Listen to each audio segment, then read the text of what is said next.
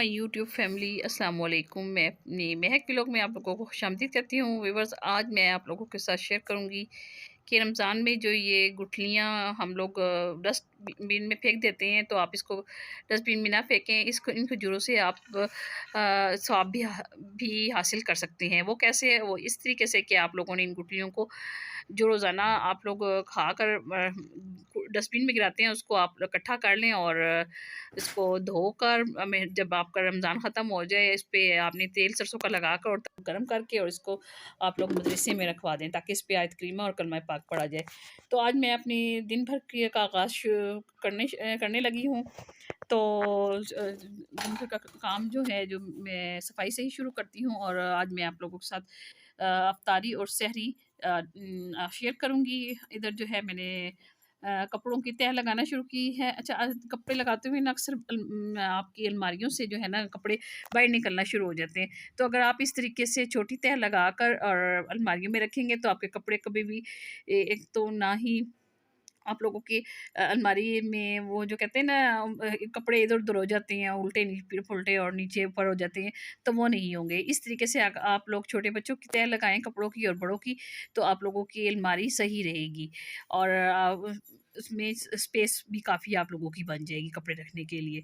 तो मैं तो अपने कपड़े ऐसे ही रखती हूँ, तो आप लोग भी ऐसे छोटी तह लगाकर और फिर कपड़े अगर कबर्ड्स में रखेंगे, तो आप लोगों की ईज़िली रखे भी जाएँगे कपड़े ज़्यादा, और स्पेस भी आप लोगों को अच्छी मिल जाएगी ना कबर्ड्स में। तो मैंने काफ़ी लोगों को मैंने ये डिस्कस किया है, करते हुए देखा है कि कबर्ड्स में जो है ना, एक तो जगह नहीं रहती और कपड़े जो है ना उल्टे-पुल्टे हो जाते हैं जब निकालने लगते हैं। अगर आप इस तरीके से रखेंगे, तो कपड़े ऐसे आप लोगों को खिलारा नहीं कबर्ड्स में पड़ेगा। तो इधर जो है मैंने कपड़े धोए थे परसों, तो इनको तह लगाई है, और आज जुम्मतुल मुबारक है, तो कपड़ों के बच्चों के कपड़े और अपने कपड़े प्रेस करने के लिए मेरे इसे स्टैंड पे रखे, और अभी जो है मैं इनको प्रेस करूँगी।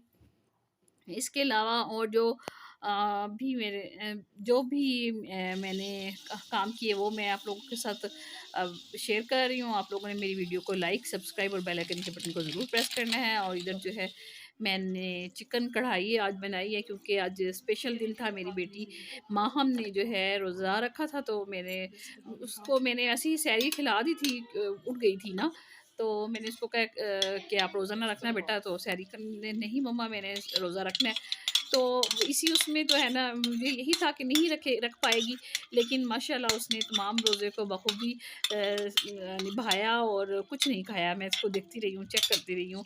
तो ये हम अगर अपने बच्चों के अंदर ये कॉन्सेप्ट पैदा कर देंगे ना, कि आप बच्चों को कि अल्लाह से मोहब्बत के लिए हमें ये काम करने पड़ेंगे, तो बच्चे खुद ब खुद ही इस तरफ राग़िब हो जाएंगे। तो मेरी बेटी ने माशाल्लाह पूरा रोज़ा रखा, तो फिर मैंने सोचा चलें उसके लिए खाना कुछ अच्छा बना लेती हूँ। तो इधर कौरमा बनाया है और फ्रूट चाट बनाई है। अच्छा, इधर जो है ना फ्रूट चाट में आप लोगों ने ये खीरा लाज़मी डाला करें आप लोग। फ्रूट चाट वैसे भी नमकियात की कमी पूरी करती है, और ये जो खीरा है ना, इसको भी आप चाट में ज़रूर ऐड किया करें, क्योंकि हम अल-शिफ़ा इंटरनेशनल हॉस्पिटल गए थे।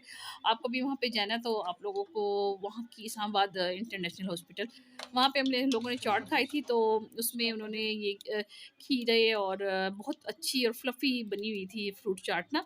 तो मैं जब से मैंने वहाँ पे खाई है, तो मैं अक्सर ही जो है ना फ्रूट चाट में ज़रूर डालती हूँ, क्योंकि खीरा जो है नमकियात की कमी को, पानी हमारे जिस्म में जो कमी हो जाती है उसको ख़त्म करता है। तो और साथ में जो ड्राई फ्रूट है वो भी आप तमाम डालेंगे, तो चाट बहुत मज़े की बनती है। इधर मैंने ये कौरमा जो है अब भूनने के लिए तकरीबन तैयार ही था, तो मैंने इसकी बुनाई की है। और अच्छा, इसमें ना बाज़ मर्तबा कौरमा बनाते हुए या मुर्गी का सालन बनाते हुए ना, चिकन जो है ना टूट जाती है। तो आप लोगों ने कोशिश करनी है कि इसमें दही डाल देंगे आप लोग, तो फिर गोश्त जो है ना नहीं टूटता, उसमें उसके रेशे अलग-अलग नहीं होते। तो ये टिप भी एक आप लोग ज़हन में रख लें। अच्छा, इधर मैंने ये कढ़ाई तैयार कर ली थी, और ये माशाल्लाह चिकन कढ़ाई बहुत स्पाइसी और टेस्टी बनी थी, और मेरे बच्चों ने बहुत मज़े से, और ये मैंने स्टोरी पे भी लगाई है। तो शुक्र अल्हम्दुलिल्लाह, और बहुत अच्छे लाइक्स आ रहे हैं इस पे।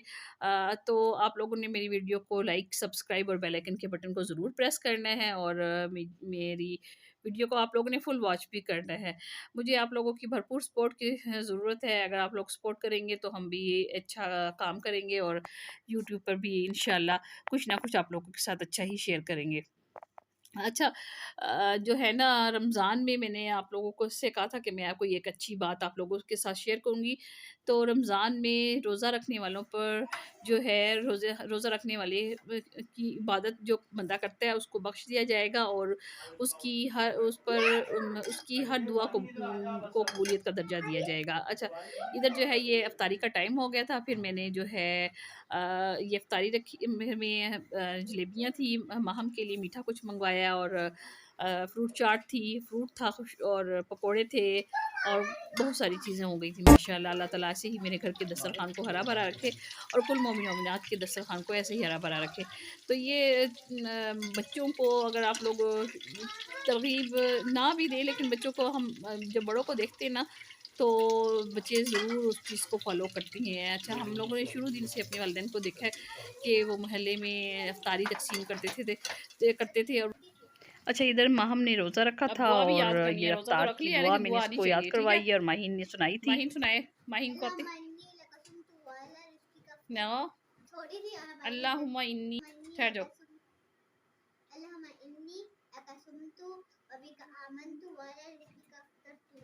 वालैका तवक्कलतु,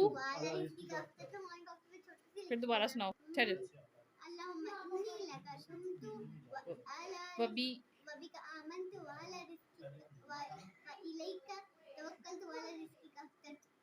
यस, फिर दोबारा सुनाएं एक दफ़ा और।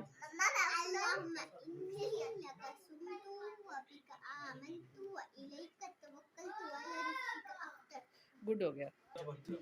अच्छा, इधर जो है इफ्तारी का फिर टाइम हो गया था, हम सब लोगों ने दुआ मांगी और अपनी बेटी के लिए भी दुआ मांगी, माँ हमने जो रोज़ा रखा था। और अब मुझे इजाज़त दीजिए आप लोग, अल्लाह हाफिज़। इफ्तार का टाइम हो गया था, रोज़ा सब खोलें और दुआ में याद रखिएगा।